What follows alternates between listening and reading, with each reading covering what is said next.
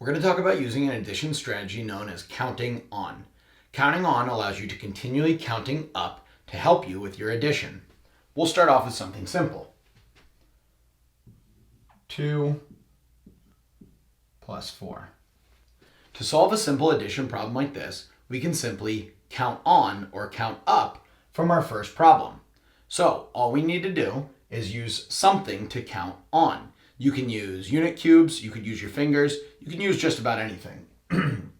So we're going to start with 2, and then we're going to count on 4 more. So 2, 3, 4, 5, 6. I used 4 fingers to count on from 2, which gave me 6. That's how we're going to begin counting on from a number. When our numbers get a little bit larger or might be too difficult to count on our fingers, we can also use images to help us count on. So I've drawn 6 circles here to represent the number 6.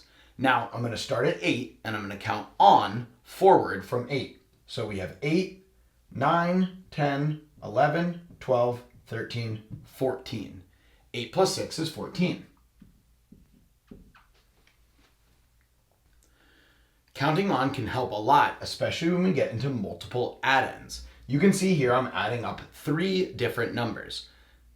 This can be a little bit more difficult. So I'm going to use my dots to help me count on from 3. So we'll start at 3 and then simply count the dots going forward.